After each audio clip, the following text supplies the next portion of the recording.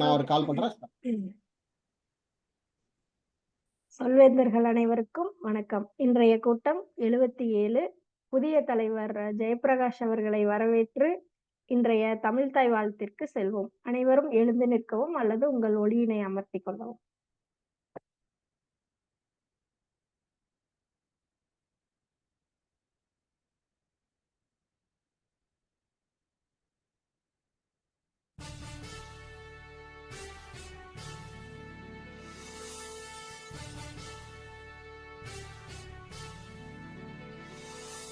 நீராறும் கடலுடுத்த நிலமடந்தை கெழிலொழுகும் சீராறும் மதனமென திகழ்வரத கண்டனிதில் எக்கணமும் அதில் சிறந்த திராவிடனல் திருநாடும் தக்க சிறு திரை நுதலும் தரித்தனரும் திலகமுமே அத்திலக வாசனை போல் அனைத்துலகும் இன்பமுற எத்திசையும் புகழ் மணக்க இருந்த பெரும் தமிழனங்கே தமிழனங்கே உன் சீரிழமை திறம்பியந்து செயல் மறந்து வாழ்த்துதுமே வாழ்த்துதுமே வாழ்த்துதுமே.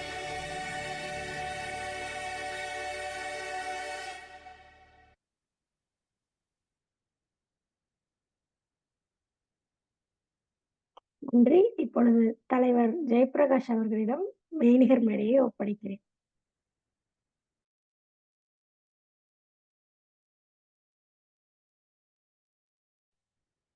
ஒலி அளவு ஜெயப்பிரகாஷ், நீங்க பேசுவது எங்களுக்கு கேட்கவில்லை. அனைவருக்கும் வணக்கம். இன்று நம் மன்றத்தின் 77வது கூட்டம் இனிதே துவங்குகிறது. அனைத்து உறுப்பினர்களும் அனைத்து ரோல் அதாவது பேச்சாளர்களும் நமக்கு தயாராகிவிட்டது. இன்றைய கூட்டத்தின் நெறியாளர் திரு பாக்யலட்சுமி அவர்களிடம் ஒப்படைக்கிறேன். வாருங்கள் பாக்யலட்சுமி அவர்களே.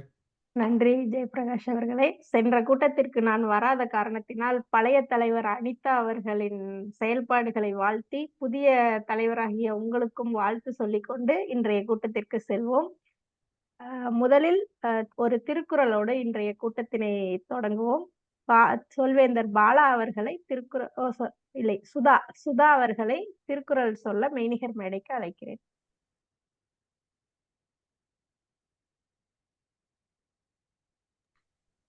அனைவருக்கும் வணக்கம். இன்று நான் எடுத்துக்கொண்ட திருக்குறள்,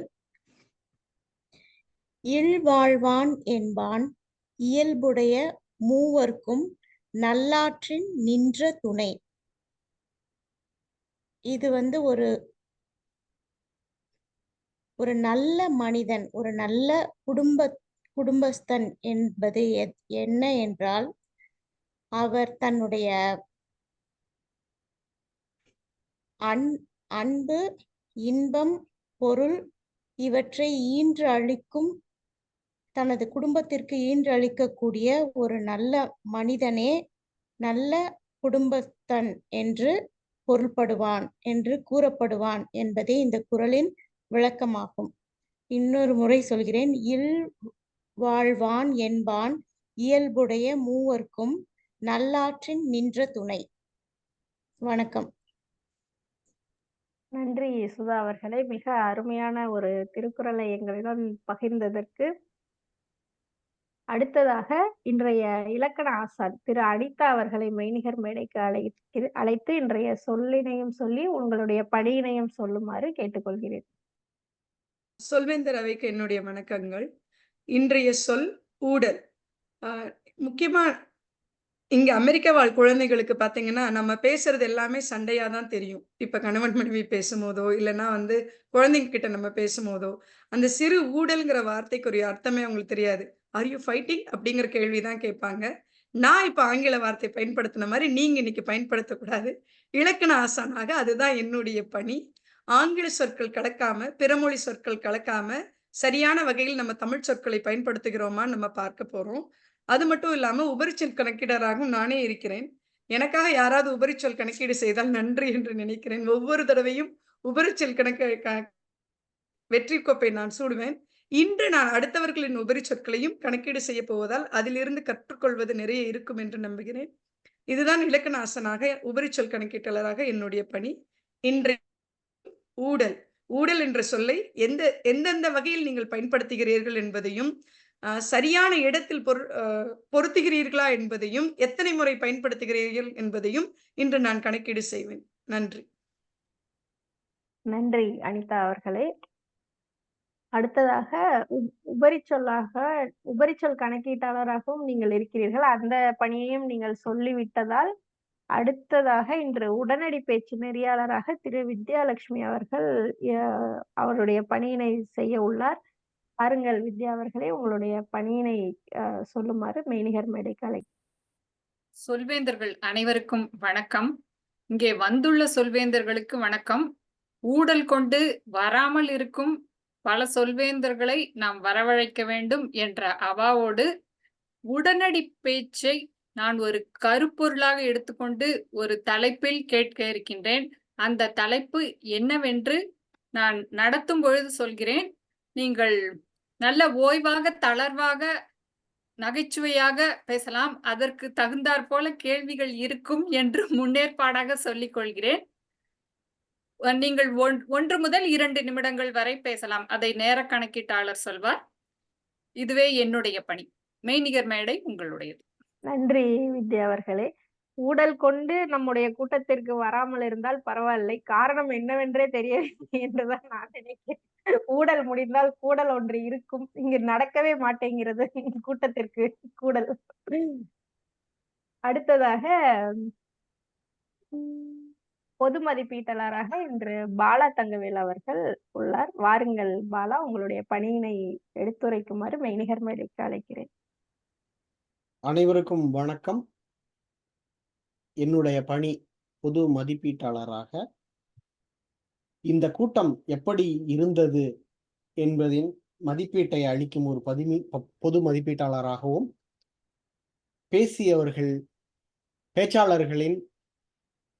பேச்சாளர்களை மதிப்பீடு செய்ய வரும் மதிப்பீட்டாளர்களை வழிநடத்தி அவர்களை அழைத்து பின்னூட்டம்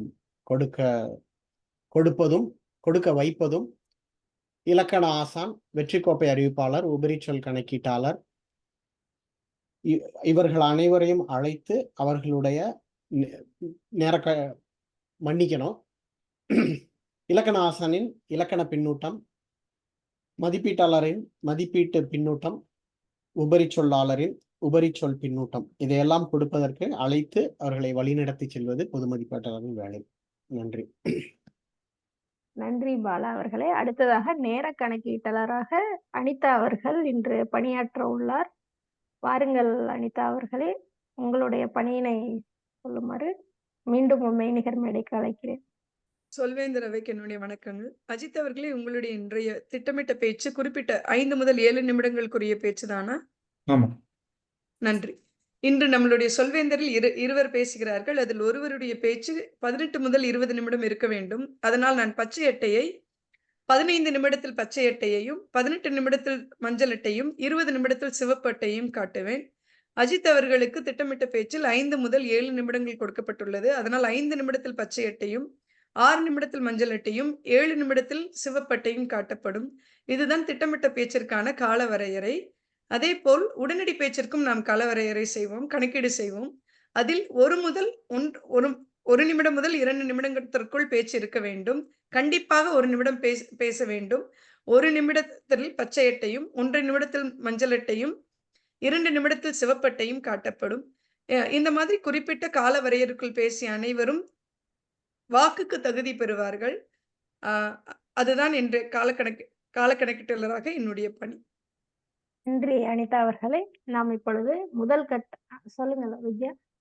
நேர கணக்கீட்டில் 18 முதல் 22 நிமிடங்கள் இருந்தால் 16லேயே பச்சை காட்ட வேண்டிய அவசியம் இல்லை. 18ல் காட்டினால் போதும். நீங்கள் சொல்லும் போது 16 என்று கேட்டதாக நினைவு. 18, 20, 22.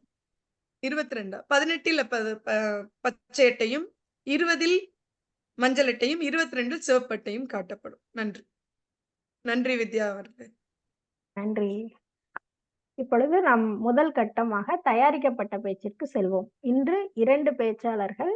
முதலில் அவருடைய உரையை வழங்குவதற்காக ஜெயப்பிரகாஷ் அவர்களை மெய்நிகர் மேடைக்கு அழைக்கிறேன். உங்களுடைய பாதையையும் தலைப்பையும் அவங்க அறிமுகப்படுத்திக் கொண்டு உங்கள் பேச்சினை தொடங்குமாறு கேட்டுக்கொள்கிறேன் ஜெயப்பிரகாஷ் அவர்களே. நன்றி பாக்யலட்சுமி அவர்களே.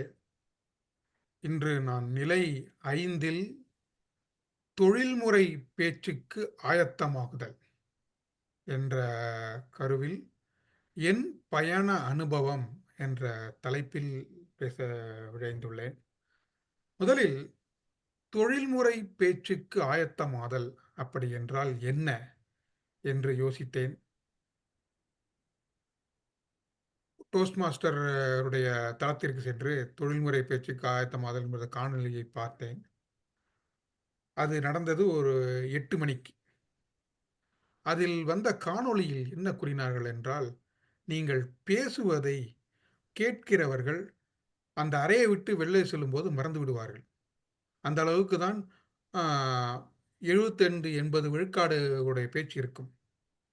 நீங்கள் பேசுவதை மக்கள் நினைவில் வைத்துக் கொள்ள வேண்டும், ஒரு தாக்கத்தை ஏற்படுத்த வேண்டும் என்றால் அதற்கு எப்படி தயாராகிறீர்கள், ஆயத்தமாகிறீர்கள் என்பதுதான் தொழில்முறை பேச்சுக்கு ஆயத்தமாகுதல் ஆகும்.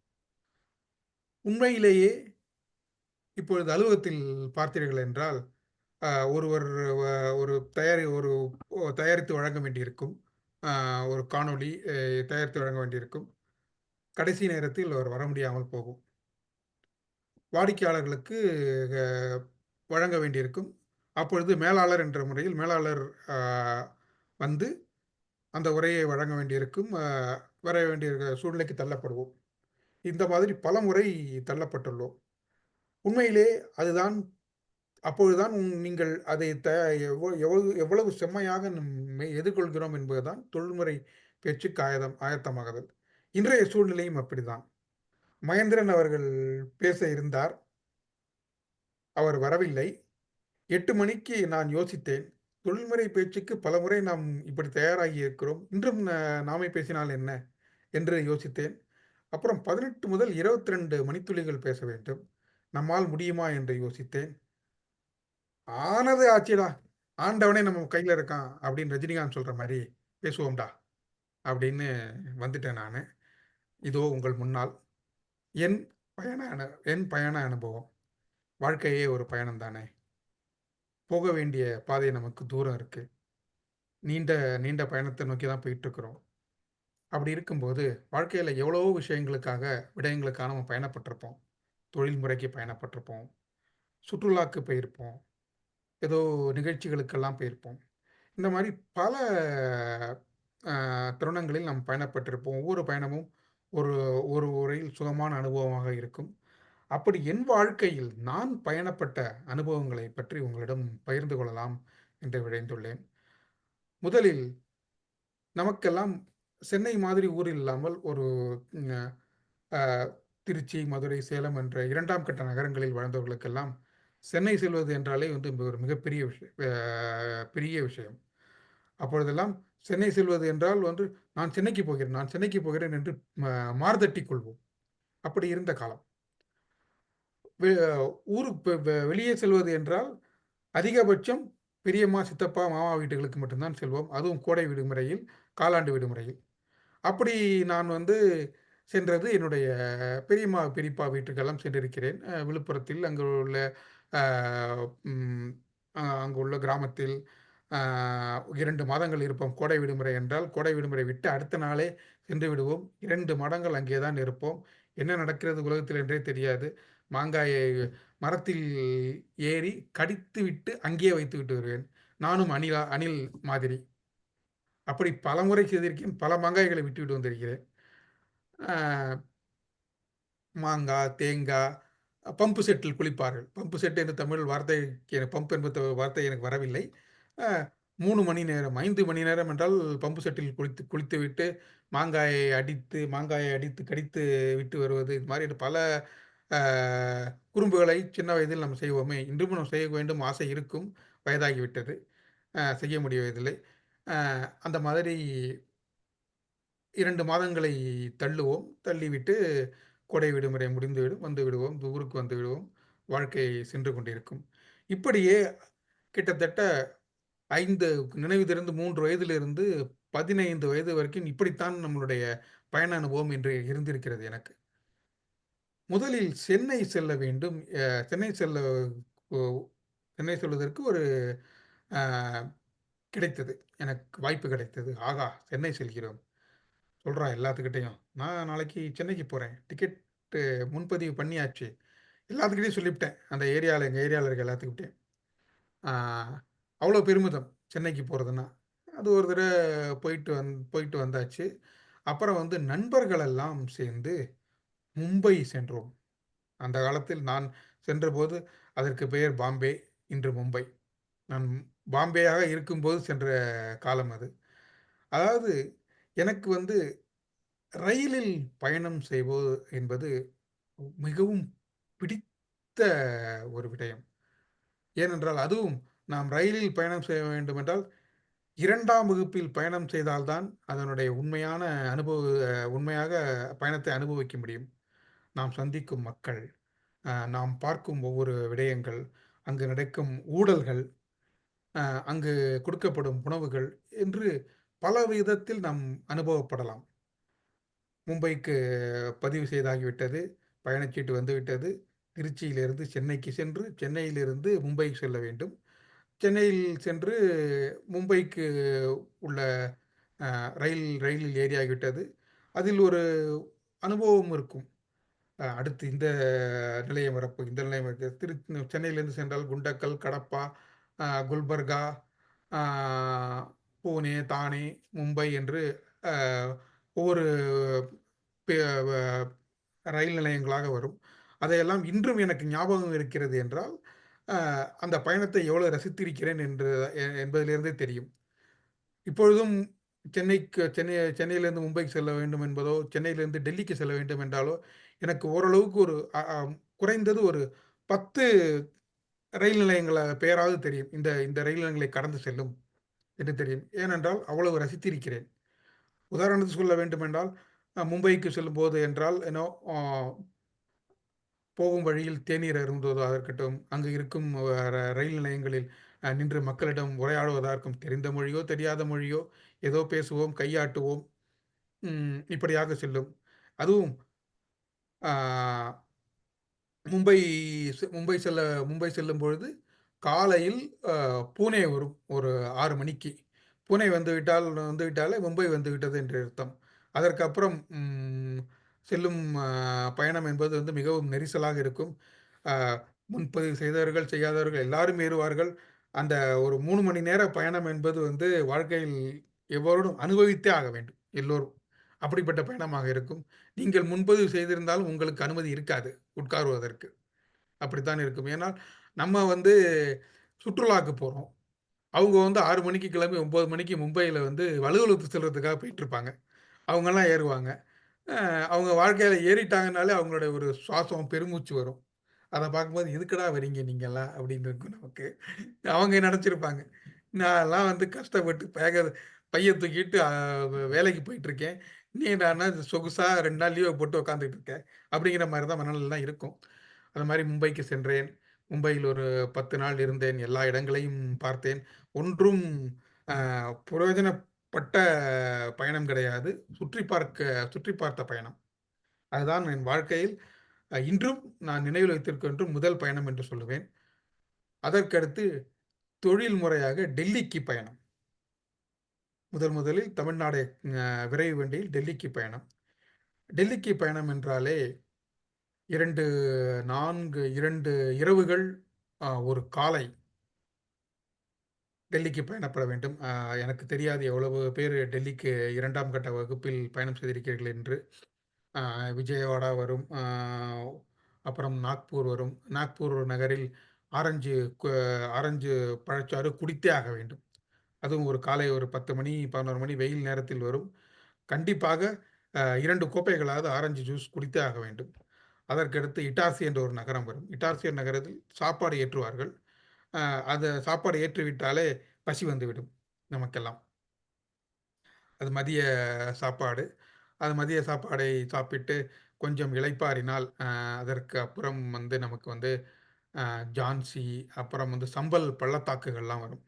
மிக அருமையாக இருக்கும். பார்ப்பதற்கே வந்து அது ஒரு கதவின் பக்கத்தில் நின்று கொண்டு ரசித்தால் ஒரு 2 மணி நேரம் பள்ளத்தாக்கை தாண்டி போகும்.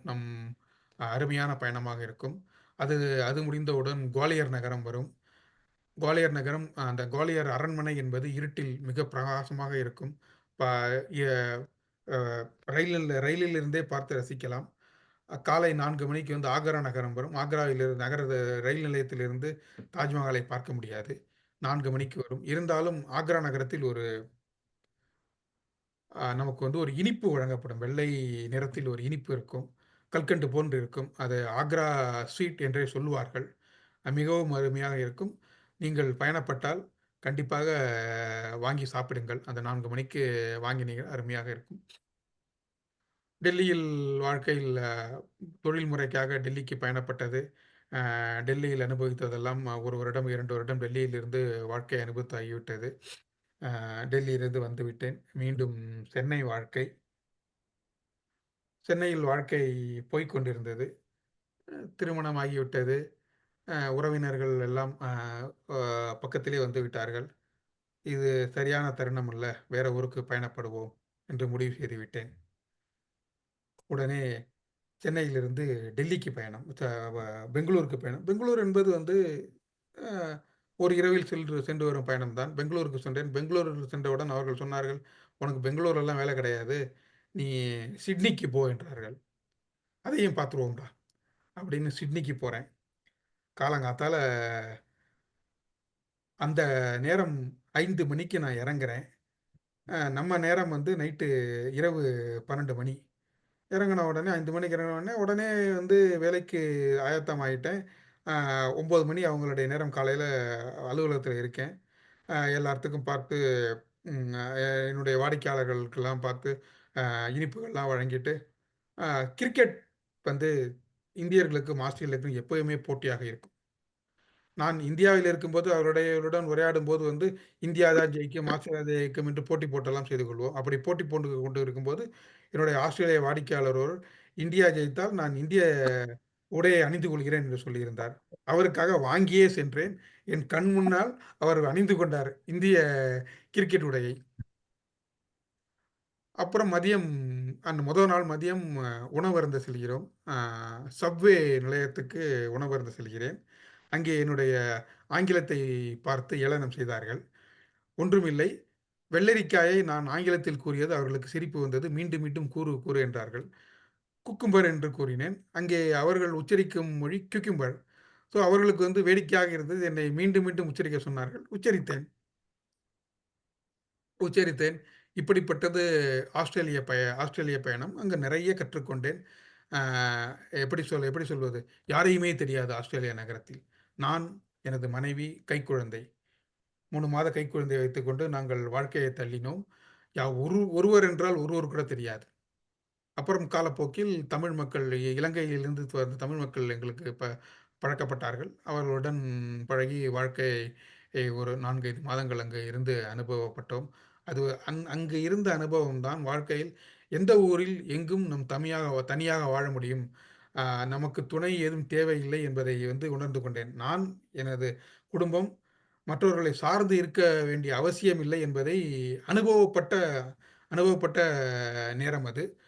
ஒரு கைக்குழந்தையை வைத்துக்கொண்டு ஒரு 4, 5 மாதங்கள் நாங்கள் தனியாக இருந்தது வந்து மிகவும் அ உணர்ச்சிகரமான, தைரியமான அனுபவமாகப்பட்டது எங்களுக்கு. ஆஸ்திரேலியா நகரிலிருந்து வந்து இதற்கு நடுவில் நான் வெளிநாட்டுக்கு முதலில் சென்றது பிரிட்டன் நகரத்துக்கு. அதுதான் வந்து நகைச்சுவையான விஷயம். பிரிட்டன் நகரத்துக்கு செல்லுகிறோம் என்று சென்னையிலிருந்து கொ அதற்கான உடுப்புகளெல்லாம் வாங்கிக் கொண்டு சென்னை விமான நிலையத்துக்கு போய் இறங்கினால், அங்கே லுங்கிகளுடன், ட்ரங்க் பெட்டிகளுடன் மக்கள் துபாய் நகர் செல்றதுக்கு ஆயத்தமானார்கள்.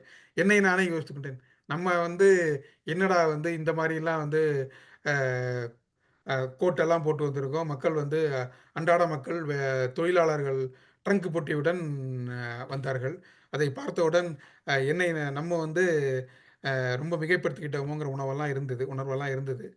அதையெல்லாம் தாண்டி சிட்னி பிரிட்டனில் ஒரு ஒரு 6 மாதம் இருந்தேன். சிட்னியில் ஒரு 1 வருஷம் இருந்தேன். வந்து சிட்னியிலேருந்து வந்த உடனே வந்து அமெரிக்கா சென்று விடு என்றார்கள். உடனே அமெரிக்கா வந்து விட்டாகிவிட்டது. இங்கு வந்தவுடன் அமெரிக்காவில் மெம்பிஸ் நகரில் இருந்தேன். ஒரு வருடம் இருந்தேன். அங்கும் யாரையும் தெரியாது. யாரும் ஒரு 6 மாதத்திற்கு வந்து யாருமே பழக்கம் கிடையாது. வாழ்ந்தோம். அ இன்னும் சொல்ல வேண்டுமென்றால், மெம்பிஸ் நகரில் எனக்கு கார் ஓட்டக்கூட தெரியாது. சீருந்து ஓட்டக்கூட தெரியாது.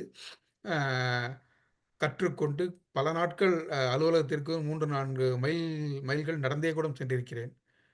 அப்புறம் கொஞ்சம் கொஞ்சமாக கா சீருந்தை கற்றுக்கொண்டு, சீருந்து வாங்கி பழக்கப்பட்டு, வாழ்க்கையை ஓட்டி, இங்கு மேரிலாண்ட் மாகாணத்துக்கு வந்து 10 வருடங்கள் ஆகிவிட்டது. வாழ்க்கை ஓடிக்கொண்டிருக்கிறது.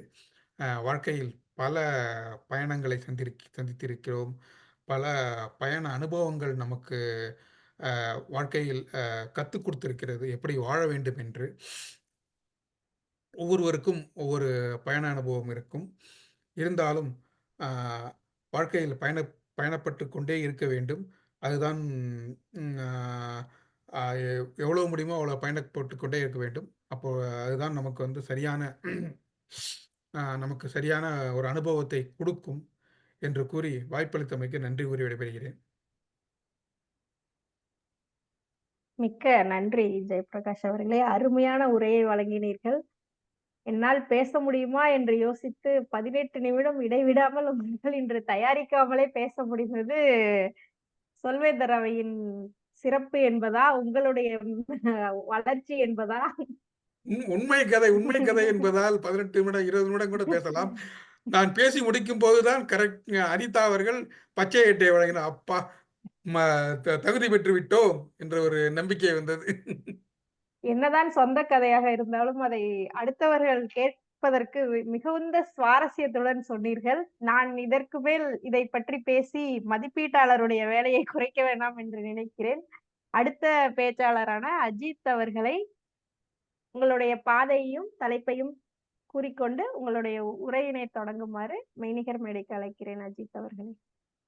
சொல்வேந்தர் அனைவருக்கும் வணக்கம்.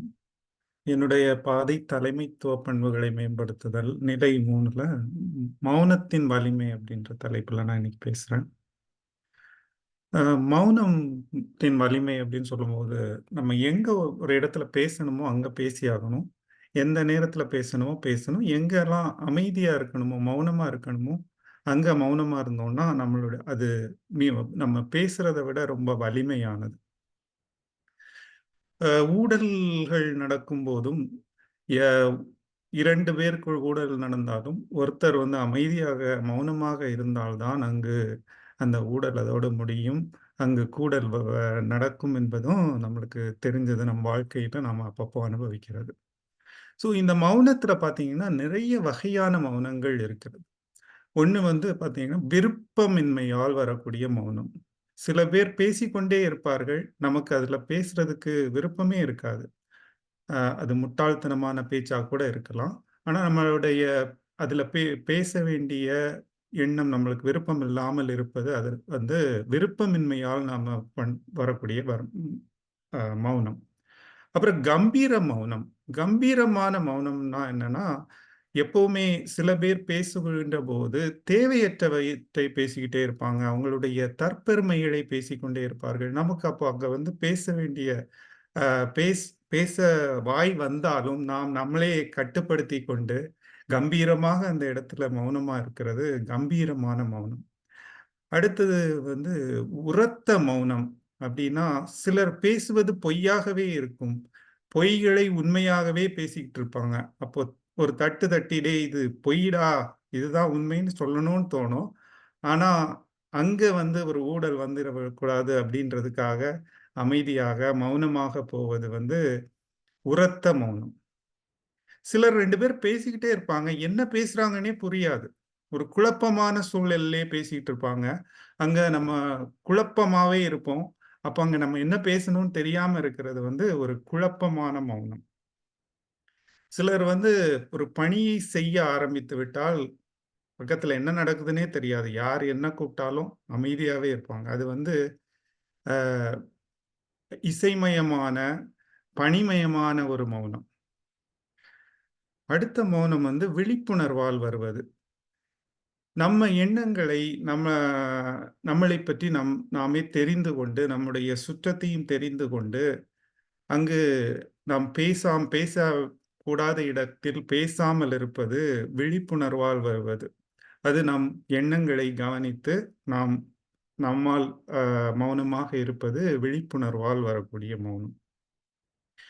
அடுத்தது தவம் இருப்பது.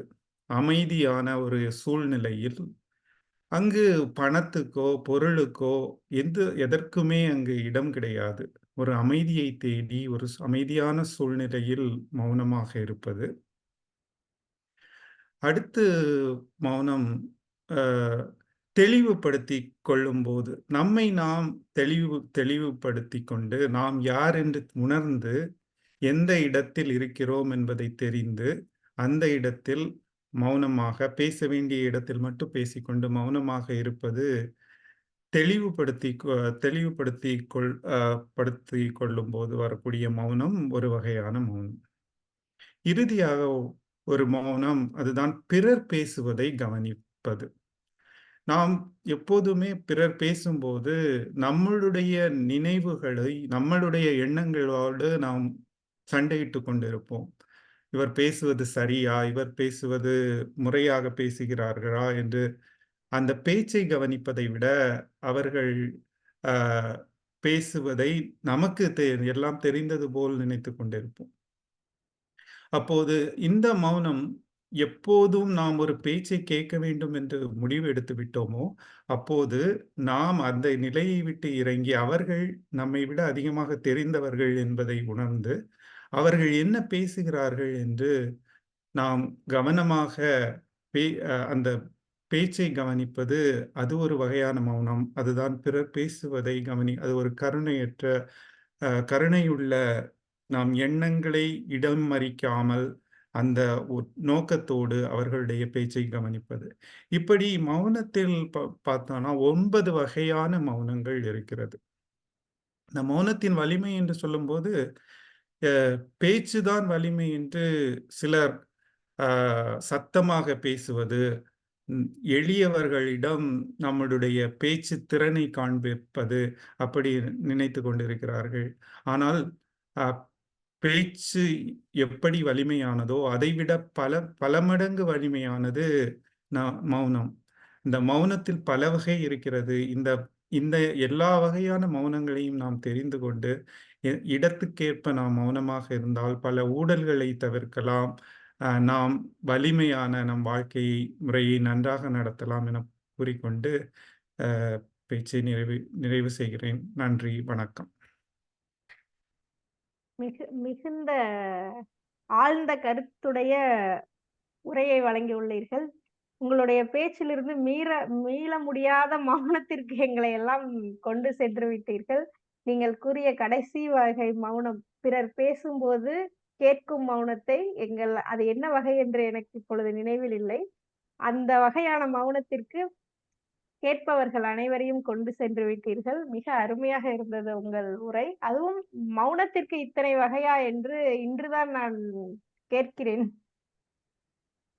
மிக அருமையாக இருந்தது உங்கள் உரை. அடுத்ததாக தயாரிக்கப்பட்ட பேச்சில் நேர கணக்கீட்டாளரான அனிதா அவர்களை மெய்நிகர் மேடைக்கு அழைக்கிறேன். மகேந்திரன் அவர்கள் பேசுகிறாரா? இல்லையா? மகேந்திரனிடம் கேட்டேன். அவர் அடுத்த முறை பேசிக் கொள்கிறேன் என்றார். ஜெயபிரகாஷ் அவர்களிடமும் நான் செய்தி அனுப்பியிருந்தேன். நன்றி பாக்யா அவர்களே. இடையூறுக்கு மன்னிக்க வேண்டும். இன்றைய திட்டமிட்ட பேச்சில் இருவருமே குறிப்பிட்ட கால வரையறைக்குள் பேசினார்கள். ஜேபி அவர்கள் 18 நிமிடங்கள் பேசினார். அஜித் அவர்கள் 5 நிமிடம் 20 நொடிகள் பேசினார். இருவருமே வாக்குக்கு தகுதி பெறுகிறார்கள். இந்த இருவரின் பேச்சில் சிறந்த பேச்சை தேர்ந்தெடுத்து அந்த பேச்சாளரின் பெயரை பாக்கியலட்சுமி அவர்களுக்கு வெற்றி கோப்பை அறிவிப்பாளரான பாக்கியலட்சுமி அவர்களுக்கு அனுப்புமாறு கேட்டுக்கொள்கிறேன். நன்றி. உங்களுடைய தயாரிக்கப்பட்ட பேச்சில் சிறந்த பேச்சாளருக்கான வாக்கினை எனக்கு தனிச்செய்தியாக அனுப்பவும். நாம் அடுத்த கட்டமான உடனடி பேச்சிற்கு செல்வோம். உடனடி பேச்சினை நெறியாள்கை செய்ய திரு வித்யாலட்சுமி அவர்களை மெய்நிகர் மேடைக்கு அழைக்கிறேன். நன்றி நெறியாளர் அவர்களே. வணக்கம். நீங்கள் அனைவரும் மனிதர்களே அல்ல. நீங்கள் மனிதர்கள் என்பதை இந்த உடனடி பேச்சு முடியும் வரை சிறிது நேரம் மறந்து விடுங்கள். அனைவருமே வேற்று கிரக வாசிகள். பூமிக்கு வேறொரு விண்கலத்திலிருந்து வந்து இறங்குகிறீர்கள். அதை மனதில் கொண்டு இந்த கேள்விகளை நீங்கள் எதிர்கொண்டு நகைச்சுவையாகவோ உங்களுக்கு என்ன தோன்றுகிறதோ உணர்ச்சி வசப்பட்டோ எப்படி வேண்டுமானாலும் பேசலாம், மகிழலாம், மகிழ்விக்கலாம். இன்றைய கருப்பொருள் அயலான். அயலானாக தயாராகிவிட்டீர்களா? முதன்முறையாக இங்கு வந்தவுடன் அலைபேசியை பார்க்கின்றீர்கள். அதை முன்பு நீங்கள் பார்த்ததே கிடையாது. பூமியின் மக்கள் யார் பார்த்தாலும் அந்த அலைபேசியை வைத்துக்கொண்டு அப்படியே திரிந்து கொண்டே இருக்கின்றார்கள். அது என்னவென்றே உங்களுக்கு தெரியாது. அப்போது எப்படி உணர்வீர்கள்? உங்களுடைய எதிர்வினை எப்படி இருக்கும்? நம்முடைய மன்றத்தின் மீது ஊடல் கொண்டு நிறைய நாட்கள் தலை காட்டாமல் இன்று வந்து முக தரிசனம் செய்ய இருக்கும் மகேந்திரன் அவர்களே, இந்த கேள்வியை எதிர்கொள்கிறீர்களா?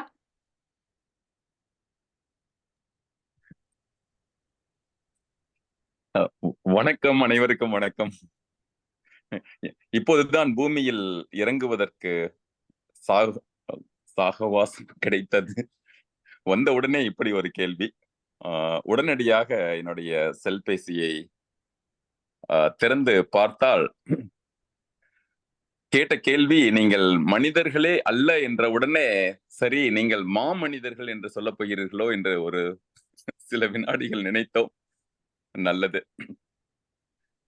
இந்த உலகம் அவ்வளவு அழகு, பேரழகு. நினைக்க நினைக்க ஒவ்வொன்றும் மிக மிக சிறப்பாக இருக்கிறது. இது அமைக்கப்பட்ட அதே பூமி போலவே இல்லை. இன்னும் உங்களுக்கு சூரியன் ஒளி கூட கிடைக்காது, அல்லது சூரியனே கொஞ்ச நேரம் இல்லை என்றாலும் கூட இந்த மனித சக்தி ஒரு புது வித்தையை நிச்சயமாக கற்றுக்கொண்டு நமக்காக வந்து கொடுத்து விடும் என்கின்ற அளவுக்கு மனித சக்தி மீது ஒரு பெரும் நம்பிக்கை எழுகிறது. இந்த அலைபேசி ஒரு பெரும் ஆச்சரியம். நாங்கள் விண்வெளியில் பல்வேறு கோள்களுக்கு இடையே, பல்வேறு ஒரு பால் மண்டலங்களுக்கிடையே நாங்கள் இந்த ஃப்ரீக்வன்சி என்கின்ற அலைவரிசையின் மூலமாக நாங்கள் நிறைய உரையாடுவதுண்டு பிரபஞ்சத்துடன்.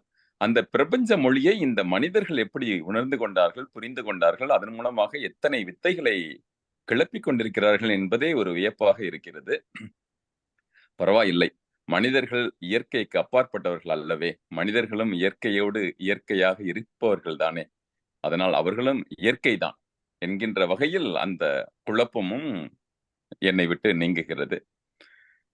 இந்த அலைபேசியை எல்லோரும் மிக சரியான வகையில் பயன்படுத்த வேண்டுமே என்கின்ற அக்கறையும் மேலிடுகிறது. நிச்சயமாக அது நடக்கும்.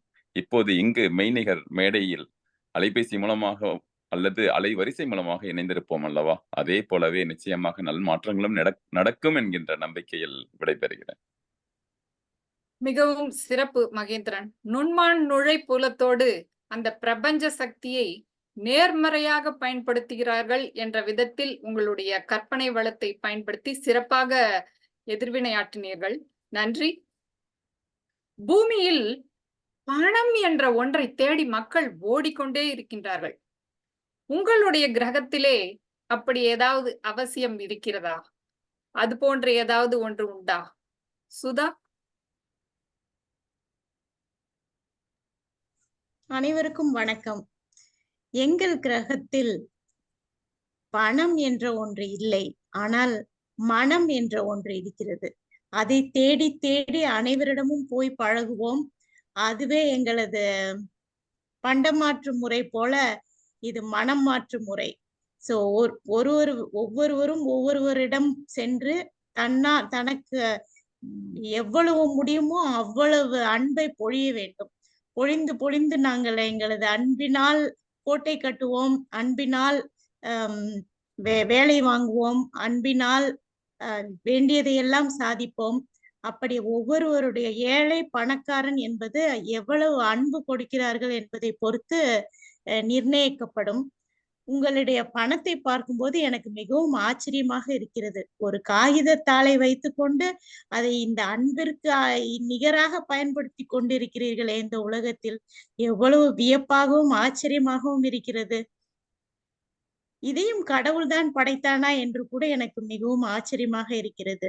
நீங்கள் வந்து எங்களது உலகத்தில் சிறிது நாள் இருந்து சென்றால் பணமா மனமா என்பதை அறிந்து கொண்டு மிகவும் அன்போடு வாழ கற்றுக்கொள்வீர்கள் என்பதில் மட்டும் ஐயமில்லை என்று கூறி எனது உரையை முடித்துக் கொள்கிறேன். நன்றி. வாய்ப்புக்கு நன்றி வித்யா. மிகவும் சிறப்பு சுதா அவர்களே. அன்பை கொண்டு அன்பு கோட்டை கட்டிவிட்டீர்கள். உங்களுடைய அனுபவத்தை சொல்லி மனமா பணமா என்ற ஒரு பட்டிமன்ற தலைப்பு கூட தயார் செய்து விட்டீர்கள் போல இருக்கிறது. மிகவும் சிறப்பு. ஓர் உயிரியல் பூங்காவிற்கு செல்கின்றீர்கள். கூண்டுக்குள்ளே அங்கே விலங்குகள், வெளியே மனிதர்கள். நீங்கள் அவற்றை பார்க்கும் பொழுது என்ன தோன்றும்? உங்களுடைய பார்வை என்ன? பாலா அவர்களே. ஒளி அளவை அதிகப்படுத்திக் கொள்ளவும் தயவு செய்து. இதற்கு நான் அயலானாக பதில் சொல்ல வேண்டும் இல்லவா, அல்லது இங்கு உள்ளவனாக பதில் சொல்ல வேண்டுமா? இந்த கேள்வி எல்லாருக்குமே, மனிதர்களுக்கு அல்ல, அயலானுக்கு தான். அயலான் பூமிக்கு வந்து பார்க்கும் பொழுது என்ன தோன்றும் என்றால், விலங்குகள் எல்லாம் உள்ளே இருக்கின்றன, மனிதர்கள் எல்லாம் வெளியே நடமாடுகிறார்கள்.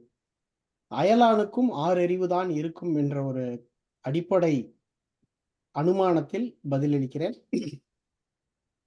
மனிதர்கள் என்று வந்துவிட்டாலே எந்த கிரகவாசிகளாக இருந்தாலும், 6 அறிவு உள்ளவர்கள் என்று வந்துவிட்டாலே எந்த கிரகவாசிகளாக இருந்தாலும் ஒரு மாதிரி தான் இருப்பார்கள்.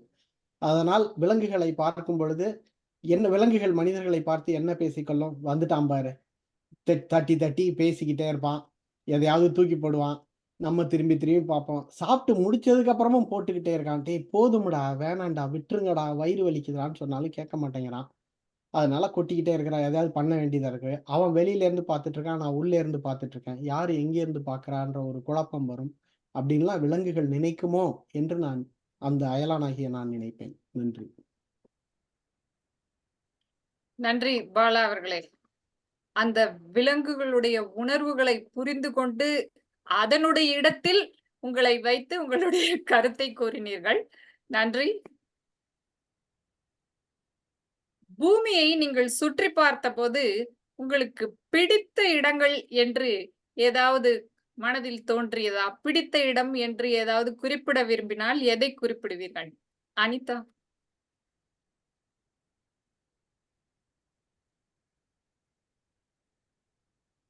சொல்வேந்தர் அவைக்கு என்னுடைய வணக்கங்கள். வேற்று கிரகத்திலிருந்து பூமிக்கு வந்தோடனே பார்த்தோன்னே என்ன எனக்கு பிரமிப்பாக இருக்குன்னா, பெரிய பெரிய கட்டடம்லாம் இருக்குது சரி, கட்டடத்துக்கு பக்கத்துல மரமே இல்லையே, அது எங்க போச்சு? அப்படிங்கிற கேள்விதான் எனக்கு வரும். நம்ம ஊர்ல கட்டடங்கள், அதாவது வான்வெளியில நாங்க பறந்துட்டு இருக்கோமா, அதனால எங்களுக்கு தரையில இருக்க கட்டடங்களை பார்க்கும்போது ஆயாசமா இருக்கு. எனக்கு அந்த மாதிரிதான் முதல்ல தோணும். இப்ப தரையில நாங்க மரத்தையும் பறக்கிறத வானத்திலையும் வச்சுட்டு இருந்ததுனால எங்களுடைய கட்டடங்கள் எல்லாம் பூமிக்கும் வானத்திற்கும் நடுவில் இருப்பதால் இந்த கட்டடங்கள் எதை கொண்டு தரையில நிக்குது அப்படிங்கிற ஒரு தோற்றப்பொழிவு எனக்கு தோணும். ஏன் இந்த மாதிரி கட்டடம் கட்டுறதுக்கு பதிலா வேர் தேவைப்படுற மரங்களை கீழே வச்சுட்டு கட்டடங்களை வேற எங்கேயாவது வச்சிருக்கலாமே, இல்ல மரத்துல கூட வச்சிருக்கலாமே அப்படிங்கிற மாதிரி பார்த்துட்டு இருப்பேன். அந்த ஒண்ணுதான் எனக்கு முக்கியமான கேள்வியா இருக்கும்னு சொல்லிக்கிறேன். இந்த கேள்விக்கு மிக்க நன்றி. சிறப்பு. பாரதியார் சொன்னது போல காட்சி பிழை மனிதர்களுக்கா வேற்று கிரக வாசிகளுக்கா என்பதை அந்த கருத்தை உங்களுடைய பதிலில் கொண்டு வந்தீர்கள். ஒரு பேரங்காடிக்கு நீங்கள் செல்கின்றீர்கள். உதாரணமாக மேசிஸ் அது போல ஏதாவது ஒன்று வைத்துக் கொள்ளும். அங்கே வகை வகையான அளவுக்கு அதிகமாக ஏராளமான துணிகள் எல்லாம் தொங்கவிடப்பட்டுள்ளதை பார்க்கின்றீர்கள். இவ்வளவு தேவையா? அதை பார்க்கும் பொழுது என்ன தோன்றும் உங்களுக்கு மனதில்? பாக்யலட்சுமி.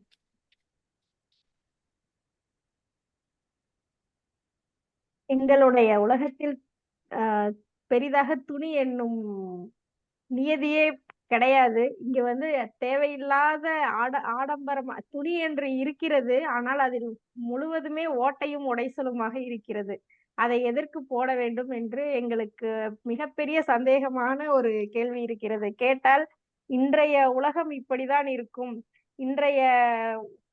இது இன்றைக்கான நாகரிக உடை என்று எல்லோரும் கூறிக்கொண்டிருக்கிறார்கள். அதே போல ஒரே வண்ணத்தில் பலவிதமான துணிகள், ஒன்று வண்ணத்திற்காக இருக்க வேண்டும் அல்லது அதனுடைய வடிவமைப்புக்காக இருக்க வேண்டும். வடிவமைப்பிலும் ஓட்டை, வண்ணத்திலும் ஆங்காங்கே திட்டு திட்டாக ஏதோ பிடித்து கொண்டு இருக்கிறது. அதை வந்து அனைவரும் குழுமி குழுமி வாங்கி கொண்டிருக்கிறார்கள். அதனால் இது எதற்காக வாங்குகிறார்கள் என்று நாங்கள் அனைவரும் கூடி கூடி ஆலோசனை செய்தாலும் ஒரு சரியான விடை எங்களுக்கு கிடைக்கவில்லை. அதை மனிதர்களிடம்தான் கேட்டு தெரிந்து கொள்ள வேண்டும் என்று நினைக்கிறேன். நன்றி இந்த கேள்வியை கேட்டதற்கு. நன்றி பாக்யா. அளவுக்கு அதிகமான துணிகளை வைத்திருப்பதை வைத்து ஒரு போடு போட்டு விட்டீர்கள். உங்களுடைய கருத்தை ஆவேசமாக சிறப்பாக எடுத்து கூறினீர்கள். இந்த பூமியில் உங்களுக்கு பிடிக்காத அம்சங்கள் ஏதாவது தென்பட்டதா? அப்படி இருந்தால் என்னவென்று குறிப்பிட விரும்புகின்றீர்கள்? ஜெயபிரகாஷ். நன்றி வித்யாலட்சுமி அவர்களே, இந்த கேள்வி எனக்கு கேட்டது. பூமியில் பிடிக்காத அம்சங்கள்.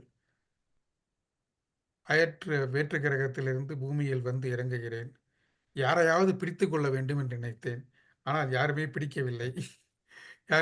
யாருக்கும் என்னை பிடிக்கவில்லை. என்னை எல்லோரும் வித்தியாசமாக பார்த்தார்கள். இருந்தாலும் யாரையாவது நாம் பிடித்து கொள்ள வேண்டும், யாரோடமாவது பழக வேண்டும், பேச வேண்டும் என்ற எண்ணம் மட்டும் இருந்தது. ஆனால் ஒரு சில இடங்களை பார்க்கும் பொழுதும் ஒரு சில இடங்களை பார்க்கும் பொழுது சுத்தமாக பிடிக்கவில்லை. உதாரணத்திற்கு பெரிய பெரிய கட்டடங்கள், என்னடா வானளாவ கட்டடங்களாக இருக்கிறதே, இதில் மக்கள் அங்கு கூட்டம் கூட்டமாக மக்கள், எங்கு பார்த்தாலும் மக்கள். எங்கள் ஊரில் இவ்வளவு மக்கள் தொகையெல்லாம் இருக்காது. நாங்கள் தேடி பார்த்தால் நாங்கள் ஒரு 5 பேர் இருப்போம், மற்ற இடத்தில் ஒரு 5 பேர் இருப்போம், குழு குழுவாக இருப்போம். இங்கு எங்கு பார்த்தாலும் ஜனத்தொகையாக மக்களாக இருக்கிறார்களே, அவர்கள் நம்மளையும் வித்தியாசமாக பார்க்கிறார்களே என்ற ஒரு மாதிரியான அனுபவத்தால் அதை பார்த்தவுடன் எனக்கு பிடிக்கவில்லை. நன்றி. சிறப்பு. நன்றி ஜெயபிரகாஷ். அதிகமான மக்கள் தொகையை கண்டு நீங்கள் வெறுப்படைந்து விட்டீர்கள் என்று தெரிகின்றது. அடுத்ததாக இறுதியாக மிஞ்சி இருப்பவர் ஒருவர். அவருக்கான இறுதி கேள்வி, பூமியிலிருந்து நீங்கள் திரும்பி செல்கிறீர்கள் என்றால் மறுபடியும் ஒரு வாய்ப்பு கிடைத்தால் வருவீர்களா? இங்கிருந்து திரும்பும் போது எதையாவது எடுத்து செல்ல விரும்புகிறீர்களா? அஜித். பூமியிலிருந்து திரும்பி சென்றால் வருவீர்களா அப்படின்ற கேள்விக்கு கண்டிப்பாக வருவேன். நல்ல மனம் படைத்த நல்ல மனிதர்களுடன் உரையாடிய போது மனதுக்கு இதமாக இருந்தது. அதனால் கண்டிப்பாக திரும்ப வருவேன். எதை எடுத்து செல்ல வேண்டும் என்று கேட்டால், இங்குள்ள மக்கள் நிறைய அறிவார்ந்தவர்களாக இருக்கிறார்கள். நிறைய பேர் நேர்மறையான வாழ்க்கை வாழ்கிறார்கள். ஆனால் மக்களுக்கு அதிகமாக தெரிவது எதிர்மறையாளர்களையும் தவறு செய்வர்கள் மட்டுமே வெளிப்படையாக எல்லோருக்கும் தெரிகிறார்கள். இங்கிருந்து எடுத்து செல்ல வேண்டும் என்றால் அப்படிப்பட்ட நல்ல மனிதர்களை என்னோடு கூட்டிக் கொண்டு நான் அயலுலகத்திலும் ஒரு அழகான உலகத்தை இந்த நல்ல மனிதர்களை வைத்து படைத்து அங்கும் இதே போல் மகிழ்ச்சியாக வாழ விரும்புகிறேன். சிறப்பு அஜித். நல்ல விழுமியங்களை நீங்கள் எடுத்து செல்வீர்கள் என்று சொல்லியிருக்கின்றீர்கள். மிக சிறந்த கருத்து. பங்கு கொண்ட அனைவருமே அத்தனை அயலான்களும் அசத்தி விட்டீர்கள். அதனால் மறுபடியும் நீங்கள் மனிதர்களாக மாறி நம்முடைய சொல்வேந்தர் மன்றத்தில் சிறப்பாக உடனடி பேச்சு பேசிய பேச்சாளரை தேர்ந்தெடுத்து அவருடைய பெயரை தனிச்செய்தியாக பாக்யலட்சுமிக்கு அனுப்பலாம். நன்றி. மெய்நிகர் மேடை உங்களுடையது, நெறியாளர் அவர்களே. நன்றி வித்யா. மிக அருமையான ஒரு கருத்து எடுத்துக்கொண்டு வந்து அனைவரையும் மிக ஆழ்ந்த கேள்விகளை கேட்டு பிரமிக்க வைத்து விட்டீர்கள் என்றுதான் சொல்ல வேண்டும். மிக்க நன்றி. அடுத்ததாக நான் நேர கணக்கீட்டாளர் அனிதா அவர்களை மெய்நிகர் மேடைக்கு அழைத்து அனைவரும் பேசிய நேரத்தினை வழங்கும்படி கேட்டுக்கொள்கிறேன்.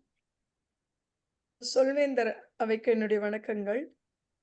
இந்த உடனடி பேச்சில் சொல்வேந்தர் அவையில் பேசிய அனைத்து சொல்வேந்தர்களும் குறிப்பிட்ட கால வரையறைக்குள் பேசினார்கள். மகேந்திரன் அவர்கள் 2 நிமிடம் 8 நொடிகளும், சுதா அவர்கள் 1 நிமிடம் 25 நொடிகளும், பாலா அவர்கள் 1 நிமிடம் 13 நொடிகளும், 1 நிமிடம் 12 நொடிகளும், பாக்யா அவர்கள் 1 நிமிடம் 8 நொடிகளும், ஜேபி அவர்கள் 1 நிமிடம் 15 நொடிகளும், அஜித் அவர்கள் 1 நிமிடம் 10 நொடிகளும் பேசினார்கள். அனைவருமே குறிப்பிட்ட கால வரையறைக்குள் பேசியதால் வாக்குக்கு தகுதி பெறுகிறார்கள். சிறந்த பேச்சாளரை தேர்ந்தெடுத்து பாக்யா அவர்களுக்கு அனுப்புமாறு கேட்டுக்கொள்கிறேன். நன்றி. மிக்க நன்றி அனிதா அவர்களே. இப்பொழுது நாம் நிகழ்வின் 3வது கட்டம் பொது மதிப்பீடு அந்த பகுதிக்கு செல்லலாம். நான் பொது மதிப்பீட்டாளர் பாலா அவர்களிடம் மெய்நிகர் மேடையை ஒப்படைக்கிறேன். வணக்கம். இன்று ஆரம்பத்தில் தமிழுக்கும் எனக்கும் ஊழல் என்று நினைக்கிறேன். அதனால்தான் சரியாக தமிழ் பேச வரவில்லாமல் நான் பிறண்டு தமிழ் பிறழ்ந்து என்னென்னவோ பேசிவிட்டேன். அந்த ஊழல் இப்பொழுது தீர்ந்து விட்டது என்று கணக்கிட்டு பொது மதிப்பீட்டிற்கு செல்கிறோம். இப்பொழுது முதலாவதாக முதல் பேச்சாளர் ஜெயபிரகாஷ் அவர்களை மதிப்பீடு செய்ய சுதா அவர்களை அழைக்கிறேன். வாருங்கள் சுதா அவர்களே, உங்களுடைய பின்னூட்டத்தை அளிப்பதற்காக. அனைவருக்கும் வணக்கம். நன்றி பாலா அவர்களே. ஜேபி அவர்கள் பேசியதை கேட்ட பொழுது அவரது தலைப்பு எனக்கு மறந்து போய்விட்டது. அவரது தலைப்பு என் வாழ்க்கை பயணம் என்ற வாழ்க்கை என்ற வார்த்தை விட்டு போய்விட்டதோ என்றது போல் தோன்றியது. முழுவதுமாக அவரது வாழ்க்கையில் ஏற்பட்ட எல்லா பயணத்தையும் நமக்கு மிகவும் அழகாக தொடர்போடு சொல்லி நம்மளை அனைவரையும் 18 நிமிடங்கள் வியப்பில் ஆழ்த்தினார். அவரது பேச்சு சரியாக 18 நிமிடத்தில் அனிதா அவர்கள் பச்சை அட்டை காட்டிய பொழுது முடிவுற்றதும் அந்த பேச்சின் திறத்தை காட்டியது.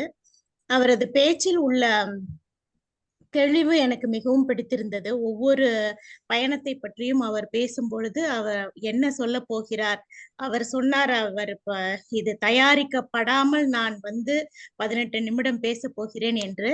அப்படி எதுவும் தெரியவில்லை. அழகாக மிகவும் தெளிவாக பேசினார். குரல் ஏற்ற இறக்கத்தோடு பேசினார். சில பகுதிகளில் அவரது பேச்சு மிகவும் இயல்பாகவும், சில பகுதிகளில் அவரது பேச்சு சில ஆங்கில வார்த்தைகள் கலந்து இருந்தாலும் மிகவும் இயல்பாக பேசியதால் அதை மிகவும் அழகாக ஏற்றுக்கொள்ள முடிந்தது.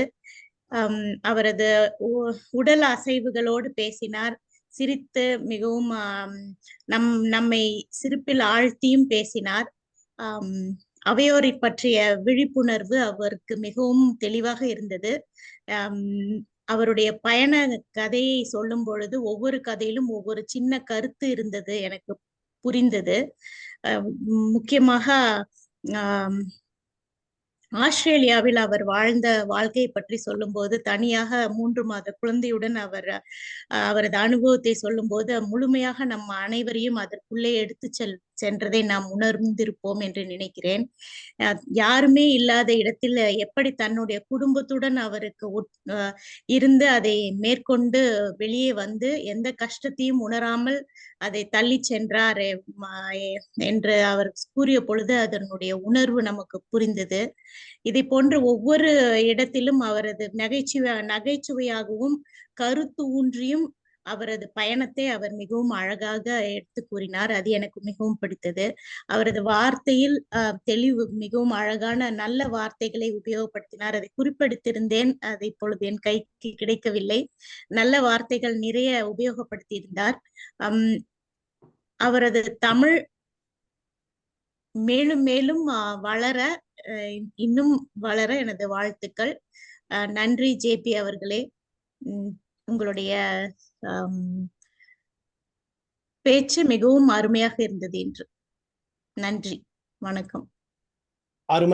அருமையான பின்னூட்டம். அடுத்து இரண்டாவதாக பேசிய அஜித் அவர்களை பின்னூட்டம் செய்வதற்கு நானே வருகிறேன். அஜித் அவர்கள் பேசிய நிலை 3 தலைமைத்துவ பண்புகளை மேம்படுத்துதல் என்பதில் மௌனத்தின் வலிமை என்பது பற்றி பேசினார். வளவளவென்று பேசவில்லை.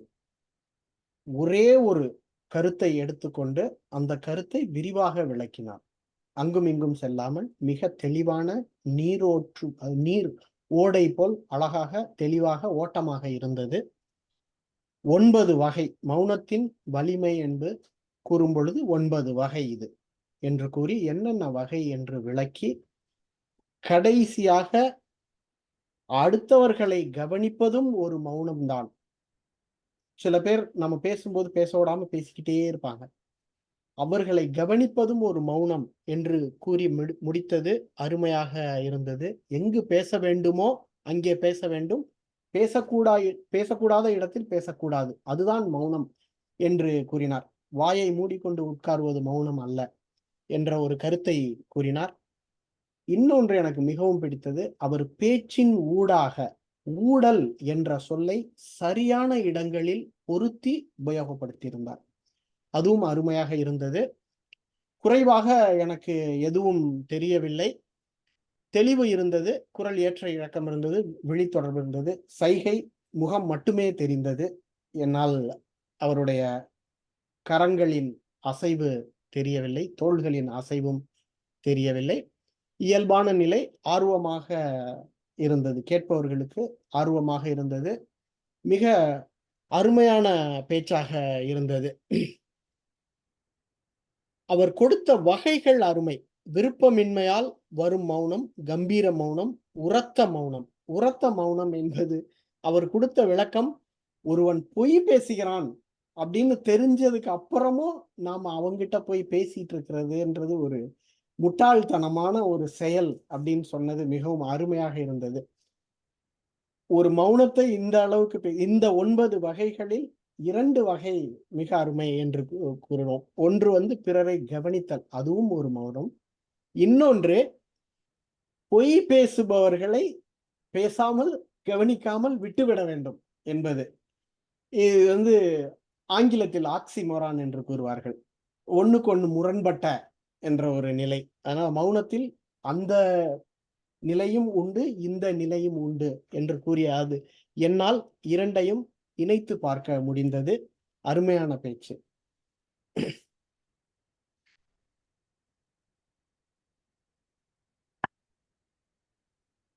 அடுத்து இப்பொழுது நேர கணக்கீட்டாளர் அனிதா அவர்களை அழைக்கிறேன். வாருங்கள் நேர கணக்கீட்டாளர் அனிதா அவர்களே, பின்னூட்டம் என்னுடைய வணக்கங்கள்.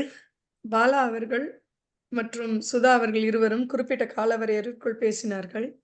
பாலா அவர்களை மதிப்பீடு செய்ததால் சிறிது நான் ஒரு 10 நொடிகள் தாமதமாக அவருடைய கணக்கை ஆரம்பித்தேன். இருந்தும் குறிப்பிட்ட காலவரையறைக்குள் பேசியிருப்பதால் இருவரும் வாக்குக்கு தகுதி பெறுகிறார்கள். சுதா அவர்கள் 3 நிமிடம் 1 நொடிகளும், பாலா அவர்கள் 2 நிமிடம் 30 நொடிகளும் பேசியுள்ளார்கள். இருவரில் சிறந்த நீங்கள் கருதும் நபர் எடுத்து தனிச்சை பாக்யலட்சுமி அவர்களுக்கு அனுப்புமாறு கேட்டுக்கொள்கிறேன். நன்றி. நன்றி. உங்கள் வாக்குகளை செலுத்திக் கொண்டிருங்கள். இப்பொழுது நான் அழைக்க இருப்பது இலக்கண ஆசான் தன்னுடைய பின்னூட்டத்தை அளிப்பதற்காக வருகிறார். வாருங்கள் இலக்கண ஆசான் அனிதா அவர்களே. நீங்களே இன்று உபரிச்சொல் கணக்கீட்டாளராக இருப்பதால் உபரிச்சொல் கணக்கீடையும் அளித்து விடுமாறு கேட்கிறேன். சொல்வேந்தர் அவைக்கு என்னுடைய வணக்கங்கள். இன்று ஊடல் என்ற சொல்லை சுதா அவர்கள் பயன்படுத்தினார்களா என்று தெரியவில்லை. அவர்கள் பயன்படுத்தவில்லை. மகேந்திரனும் பயன்படுத்தவில்லை. வித்யாலட்சுமி அவர்கள் தான் ஊடல் என்ற சொல்லை சிறப்பாக முதலில் தொடங்கி வைத்தார்.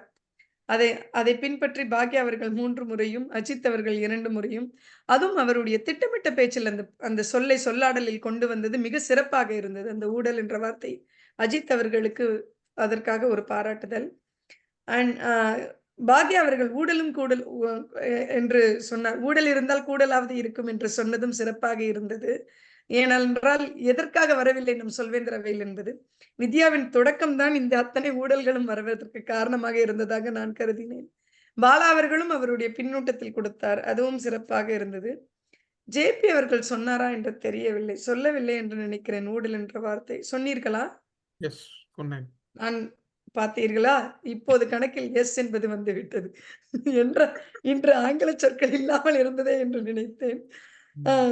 நீங்கள் இன்று ஆங்கில சொற்களை சொல்லிவிட்டு இது ஜேபி அவர்கள் பதில் சொன்னனால் அவர் ஒரு முறை ஊழல் என்று சொல்லியிருக்கிறார்.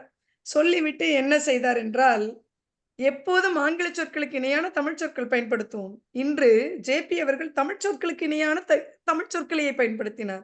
தயார் என்று சொல்லிவிட்டு ஆயத்தம் என்று சொன்னார். உடனே தயார் செய்து ஆயத்தப்படுத்துவோம். இரண்டுமே ஏதோ ஒரு வார்த்தையை பயன்படுத்தி இருக்கலாம் என்பது என்னுடைய கருத்து. அதேபோல் கார் என்பதற்கு சீருந்து நாம் எப்போதுமே வந்து ஆங்கில சொற்களுக்கு உடனே தமிழ் சொற்களை சொல்லிவிடுவோம். அப்படி பார்க்கும்போது ஆங்கில சொற்களை சொல்லி தமிழ் சொற்களை சொன்னதால் வெறுமனே ஆங்கில சொற்களை சொன்னது என்று பார்த்தால் டிக்கெட் என்பது மட்டுமே இருந்தது. அதற்கு பயணச்சீட்டு என்று சொல்லலாம். ஜூஸ் என்று ஒரு முறை பயன்படுத்தினார் ஜேபி அவர்கள். அவரை தாண்டி மற்ற அனைவருமே ஆங்கில சொற்களுக்கு இணையான தமிழ் சொற்களை அங்கே சொன்னதால் அதை நான் தள்ளுபடி செய்துவிட்டு மீதி இந்த 2 ஆங்கில சொற்களை மட்டும் கணக்கில் எடுத்துக் கொள்கிறேன். பாலா அவர்கள் ஊழலுக்காக காரணம் சொன்னார் இல்லையா? அதற்போல் இன்று சொல்வேந்தர் அவையில் நான் உட்பட அனைவருக்குமே அந்த ஒரு வார்த்தையை சொல்லி திரும்பவும் அந்த வார்த்தையை சொல்லக்கூடிய தடுமாற்றம் இருந்தது. அனைவருக்குமே இருந்தது. அதில் வித்யா அவர்கள் மட்டுமே தப்பித்தார் என்று நினைக்கிறேன். பாலாவிற்கு இருந்தது, பாக்யாவிற்கு இருந்தது. அஜித் அவர்கள் வந்து ஒரே ஒரு முறை அது சொன்ன வார்த்தையை திரும்ப சொன்ன மாதிரி இருந்தது. ஜேபி அவர்கள் வந்து ஒரு சில என்று 2-3 முறை அந்த வார்த்தையை சிந்திப்பதற்காக எடுத்துக்கொண்ட மாதிரி இருந்தது. இதையெல்லாம் நான் உபரி சொல்லாகவும் இலக்கண ஆசானாகவும் நான் குறிப்பெடுத்துக் கொண்டேன். அதற்கு அப்புறம் எனக்கு யாரும் சொல்லாதனால் இன்று நான் அந்த வெற்றி கோப்பையை தட்டவில்லை என்று நினைக்கிறேன். மற்றபடி அனைவருமே இன்று சிறப்பாக பேசினார்கள். அதுவும் சிறந்த வார்த்தைகள் பயன்படுத்தினார்கள். அதுவும் அயலான் என்ற வார்த்தையை அனைவருமே திரும்ப கேள்வி கேட்கும் போதும் பயன்படுத்தினோம். அந்த வார்த்தையை சொன்ன வித்யா அவர்களுக்கும் என்னுடைய பாராட்டுக்கள். சீருந்து என்பது நான் கார் என்பதற்கு மகிழுந்து என்றே நினைத்தேன். ஆனால் சீருந்து என்பதும் சரியான வார்த்தை என்று இன்று தெரிந்து கொண்டேன். அதற்கும் ஜேபி அவர்களுக்கு பாராட்டுதல். நன்றி ஜேபி அவர்களே. மீதி சுதா அவர்களாகட்டும், பாக்யா அவர்களாகட்டும், வித்யா ஆகட்டும் அனைவருமே உபரி சொல்லை பேசும்போது அந்த இடைவெளியை சரிசமமாக பயன்படுத்தி உபரி சொல்லை தவிர்த்ததை நான் இன்று உணர்ந்து கொண்டேன். நானும் இதை பின்பற்ற வேண்டும் என்று நினைக்கிறேன். இதுதான் இலக்கணாசனாக உபரி சொல் கணக்கீட்டாளராக என்னுடைய கணக்கீடு. நன்றி. அருமை. அடுத்து இப்பொழுது யார் வெற்றி பெற்றால் என்று பார்த்து விடலாம். வெற்றி கோப்பையை அறிவிக்க வருகிறார் பாக்யலட்சுமி அவர்கள். வாருங்கள். நன்றி பாலா அவர்களே. இன்றைய வெற்றி கோப்பை தயாரிக்கப்பட்ட பேச்சில் அஜித் அவர்கள் வெற்றி கோப்பையை தட்டி செல்கிறார். உடனடி பேச்சில் சுதா அவர்கள் வெற்றி கோப்பையை எடுத்து செல்கிறார். மதிப்பீட்டாளர்களுள் சிறந்த மதிப்பீட்டாளராக பாலா அவர்கள் இன்று தேர்ந்தெடுக்கப்பட்டுள்ளார். வெற்றி பெற்ற அனைவருக்கும் வாழ்த்துக்கள். நன்றி. பின்னூட்டம், பொது மதிப்பீடு. இன்றைய கூட்டம் சரியான நேரத்தில் ஆரம்பிக்கப்பட்டது. அனைவரும் அருமையாக பேசினார்கள். ஜெயபிரகாஷ் அவர்கள் மாங்காய் மரத்திலே வைத்து கடித்தது போல் நானும் கடித்திருக்கிறேன். என்னையும் உங்கள் அணில் கூட்டத்தில் சேர்த்து கொள்ளலாம்.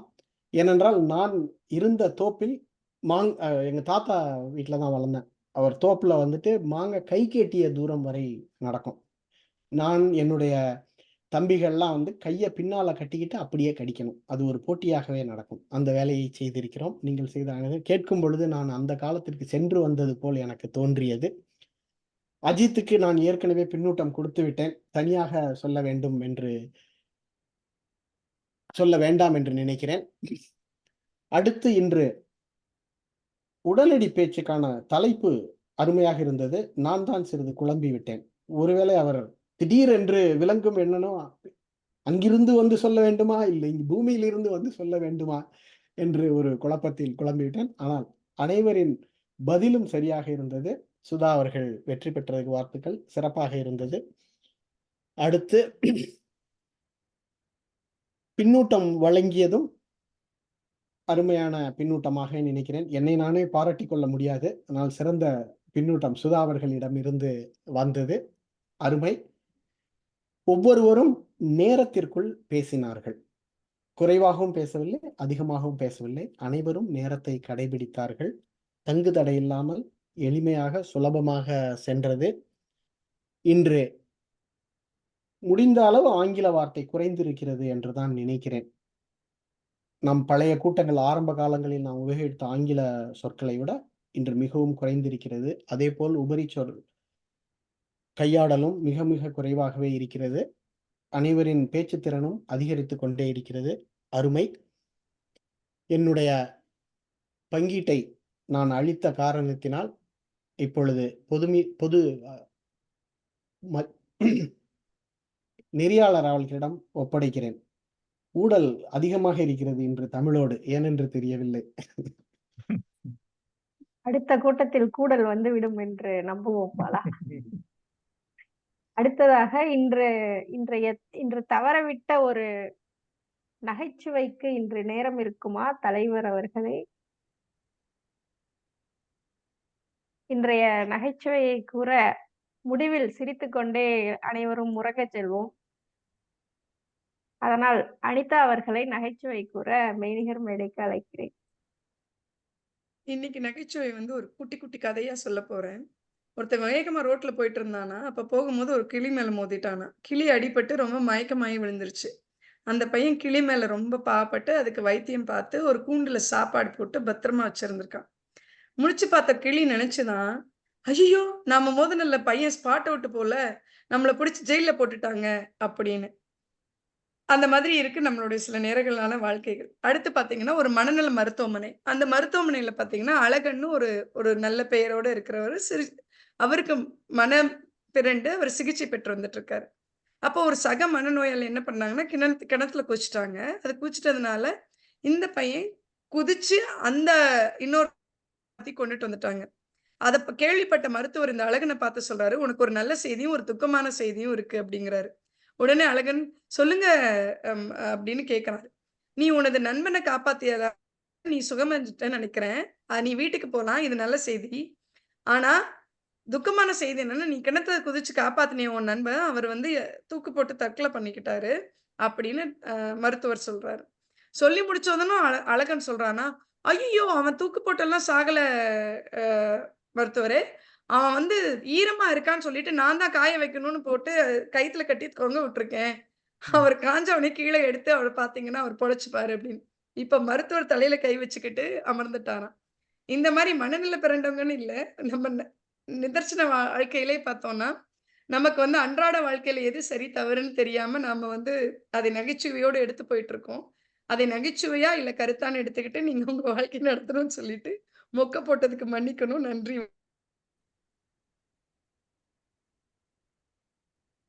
இன்றைய நகைச்சுவை ஏன் விட்டு வைப்பானே என்று அதையும் உடனடியாக சொன்ன அனிதா அவர்களுக்கு நன்றி கூறி மெய்நிகர் மேடையை தலைவரிடம் ஒப்படைக்கிறேன். நன்றி பாக்கியலட்சுமி அவர்கள். நகைச்சுவை என்று சொன்ன இடம்தான் அனிதா பேசுவது நகைச்சுவை என்று தெரிந்தது. உண்மையை சொல்ல வேண்டும் அல்லவா? அதே மாதிரி வித்யாலட்சுமி, மனிதர்களே இல்லை என்றவுடனே பயந்து விட்டேன். இன்று நம்மளை திட்டப் போகிறார் என்று. அருமையாக அதை மாற்றி, அயலானாக மாற்றி நமக்கு வந்து விருந்தாக்கி கொடுத்தார். அனைவரையுமே வேற்று கிரகத்து மனிதர்களாக மாற்றி அவருடைய அனுபவங்களை கூற வைத்தார். மிக அருமை. நன்றி வித்யாலட்சுமி அவர்களே. உண்மையிலே நாங்கள் மனிதர்களாக இல்லை அந்த ஒரு 10, 15 நிமிடங்கள். நன்றி. மற்றபடி இன்று கூட்டம் மிக அருமையாக நடைபெற்றது. 3 மணி வரை எனக்கு இன்று கூட்டம் நடக்கிறது என்பதே தெரியவில்லை. வித்யாலட்சுமி அவர்கள் தான் நினைவூட்டினார். அதற்கு பிறகும் எல்லோரும் வந்து ஒத்துழைப்புக்கு எல்லோரும் வந்து ஆவலுடன் கலந்து கொண்டு இன்றைய கூட்டத்தை சிறப்பித்துக் கொடுத்தார்கள். மிக்க நன்றி. இதுதான் என்ன சொல்வது, மேம்பட்டு வருகிறோம் என்பதற்கு ஆங்கிலத்தில் மெச்சூரிட்டி என்று சொல்வார்களே, அதை போல வந்து மேம்பட்டு வருகிறோம். கடைசி நேரமாக இருந்தாலும் ஒத்துழைப்பு கொடுக்க வேண்டும், ஆர்வமுடன் கலந்து கொள்ள வேண்டும் என்ற எண்ணத்துடன் இருக்கும் அனைவருக்கும் மிக்க நன்றி. இதே ஆர்வத்தை நம் எல்லோரிடமும் ஏற்படுத்த வேண்டும் என்பதுதான் நம்முடைய கூட்டத்தின் நோக்கம். அதை செய்வோம் என்று நம்புவோமாக. இதற்கு அனைவருடைய ஒத்துழைப்பும் தேவை. மற்றவரையும் இங்கு வரவழைக்க வேண்டும், இந்த கூட்டத்திற்கு வரவழைக்க வேண்டும் என்பது அனைவருடைய ஒத்துழைப்பும் தேவை. மற்றபடி இன்றைய கூட்டம் இனிதே நடைபெற்றது. நன்றி. இத்துடன் கூட்டத்தை அடுத்த கூட்டத்திற்கு ஒத்தி வைக்கிறேன்.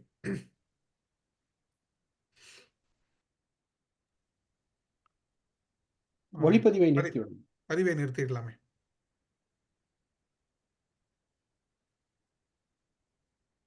சுதா, பதிவை நிறுத்தி விடலாம்.